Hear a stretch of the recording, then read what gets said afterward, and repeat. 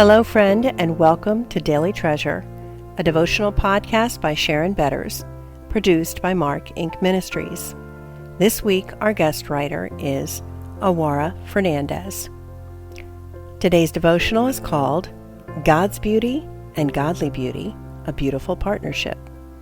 The Beautiful Partnership, Happily Ever After. And today's treasure, husbands, love your wives as Christ loved the church and gave himself up for her, that he might sanctify her, having cleansed her by the washing of water with the word, so that he might present the church to himself in splendor, without spot or wrinkle or any such thing, that she might be holy and without blemish. Ephesians 5:25 through 27. Once upon a time, there was a television advertisement for men's wedding tuxedos, and it made such an impression on me that I still remember it and am moved to tears. The closing pitch was, "When every eye in the room is on her, her eyes will be on you." Yep, I am definitely crying as I write this down. When the wedding music announces that the bride is coming, all the guests stand and turn to see her in her beauty, and we gasp and wonder at her transformation as she enters, clothed in her wedding gown, radiant in her beauty. But where is her attention focused? On her bridegroom. She only has eyes for him. In the same way, at the wedding, at the end of the age, when every eye in the universe, angels, heavenly creatures, birds, animals, etc., will be on the bride in all her splendor, and they will all marvel at our stunning transformation.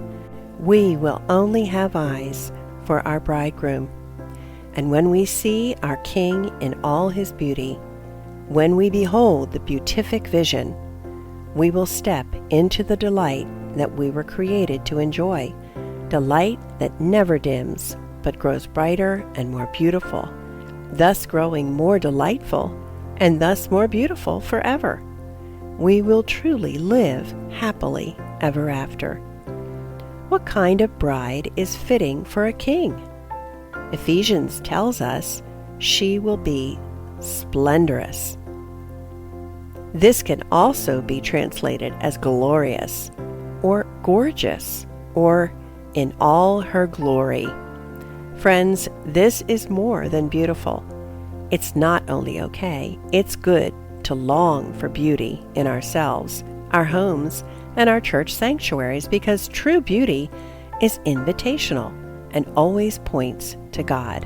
Christ is at work sanctifying us so that, in our splendor, we will be free from any spot or wrinkle or any such thing. The symbolism here of spots and wrinkles points us to the necessity of both external and internal cleansing. We can wash away spots and external dirt with water, but we can't wash away wrinkles. What are they? Wrinkles are the result of an internal loss of collagen as we age under the curse.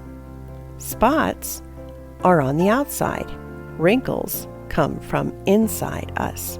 So, Jesus washes us with the Word in order to reach deep inside us. You may be familiar with salt scrubs for your skin. Well, the Word is a spiritual scrub for our hearts and minds. Soaking in Scripture is another beauty secret. Remember how Jesus rebuked the teachers and Pharisees because they only cleaned the outside of the cup and dish? Matthew 23:25. Jesus is not satisfied with superficial cleansing only. His priority is our internal cleansing. First, clean the inside of the cup and dish. And he gave himself up for us so that he might accomplish this sanctification that we can't accomplish ourselves. Then, because of this internal and external cleaning, on her wedding day, we, the church, will be holy, clean inside, and without blemish, clean outside, a fitting bride for a king. Have you ever noticed that the Bible begins with a wedding as the father walks his beautiful daughter Eve through the Garden of Eden in order to present her to Adam? The animals which Adam had recently named must surely have rejoiced with the happy couple. And the Bible ends with another wedding as our Father presents his beautiful daughter, the church, to the last Adam, while all creation, which will have been recently liberated from its bondage to decay and brought into the freedom and glory of the children of God, Romans 8:21, will rejoice with us. Next time you are at a wedding, when every eye in the room is on the bride in all her splendor, turn and gaze at the bridegroom and his triumphant smile. As we close out our study on beauty, I invite you to listen to the hymn, "The Sands of Time Are Sinking," written by Samuel Rutherford and A.R. Cousin. The King there in his beauty without a veil is seen. It were a well-spent journey, though trials lay between. The Lamb with his fair army on Zion's mountain stands, and glory, glory dwelleth in Emmanuel's land. The bride eyes not her garment, but her dear bridegroom's face. I will not gaze at glory, but on my King of grace. Not on the crown he giveth, but on his pierced hands. The Lamb is all the glory of Emmanuel's land. Lord, may we be a beautiful bride, ready and eager for your return. Friends, thanks so much for joining us for this Daily Treasure podcast. As always, we are eager to share with you all kinds of resources that are designed to help turn hearts toward Jesus and to help us walk by faith. And one of those is our Help and Hope podcast. You know, one of the hardest pains for a parent to endure is when a child makes dangerous choices that are sure to lead to life-changing consequences.